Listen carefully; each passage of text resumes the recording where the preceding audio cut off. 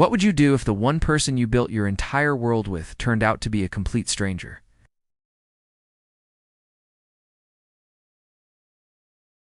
In the faint blue light from my wife Sarah's phone was painting a ghostly glow across her face.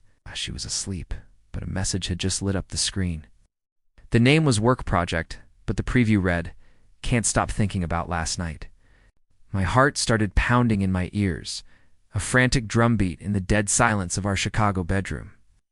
I knew right then that my life was a lie, and I had to know how deep the lie went. If you genuinely enjoy our stories, please subscribe to the channel. Tell us where you're from, what time it is right now. It's always fascinating to know how far our story flows.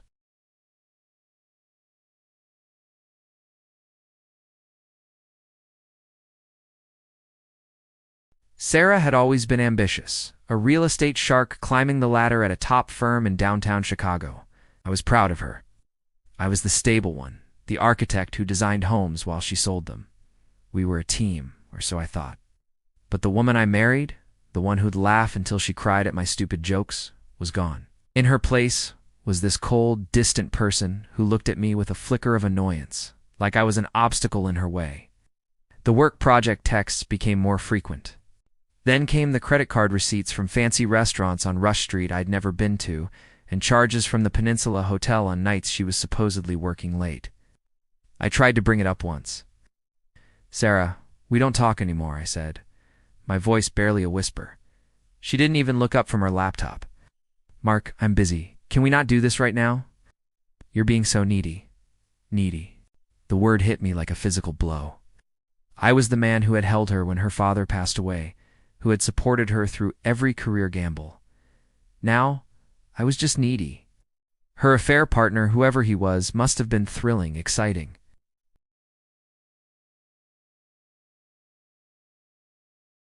She and this mystery man felt untouchable, laughing at me from their secret world.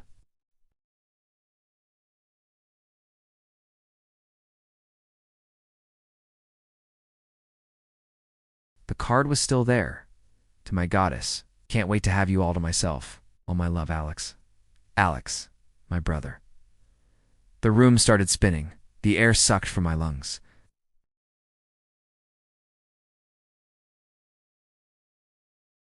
The betrayal wasn't just from my wife. It was from my own blood. The next few weeks were a blur of hollow smiles and silent dinners.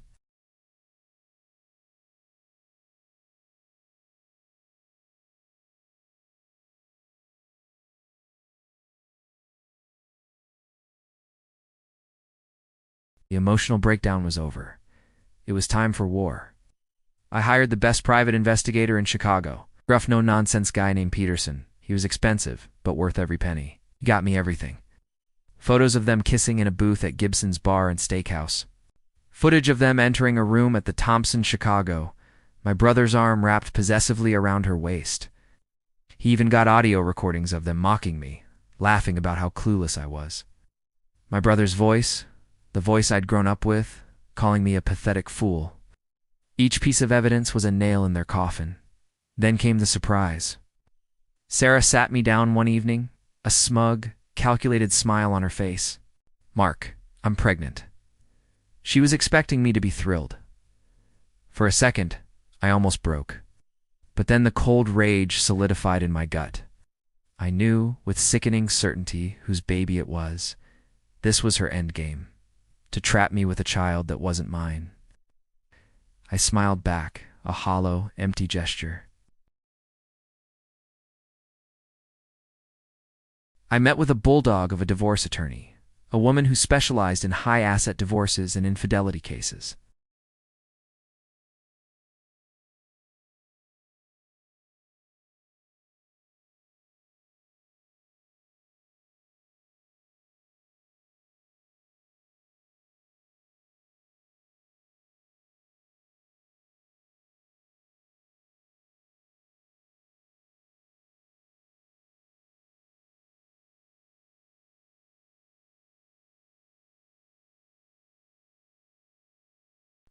Our backyard in Lincoln Park was filled with our friends, family, and Sarah's smug colleagues. My parents were there.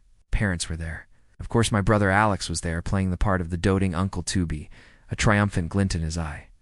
Sarah was radiant, opening gifts, basking in the attention. She looked at me across the yard, her expression a mix of pity and contempt. She thought she had one. I had set up a large screen to play a slideshow of our happy memories. "Thank you all for coming," I began, my voice steady.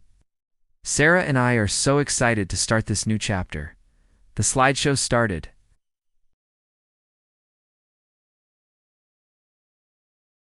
Then, the screen flickered.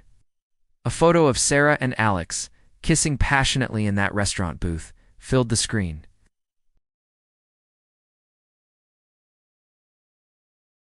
Alex froze, a gift bag dropping from his hand. The next image was of them walking into the hotel, followed by another and another. Then the audio started playing. Their voices filled the stunned silence of the backyard. Sarah's talking about how she couldn't wait to leave me.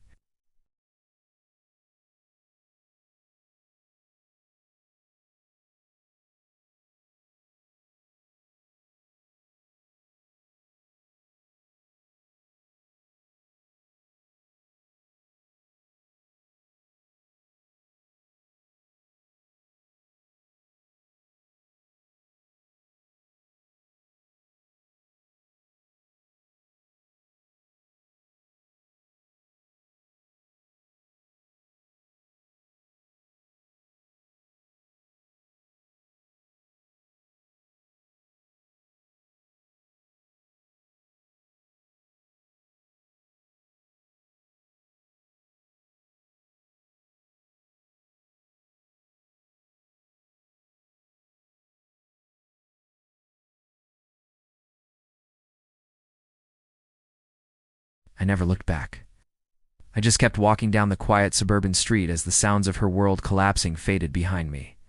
Now, I live in a small apartment overlooking the Los Angeles River. It's quiet here. The city lights are beautiful, but they don't feel warm.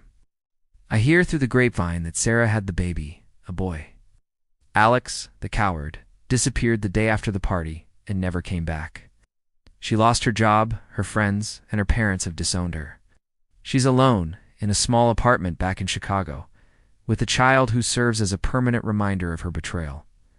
Sometimes, late at night, I think about her, not with anger anymore, not even with hatred, just a profound, chilling emptiness. I won. I destroyed her just like she destroyed me. But I can't shake the feeling that some victories leave you with nothing but ghosts. The child she had, the one who looks just like my brother, will never know his father, his uncle, or his grandparents. The end.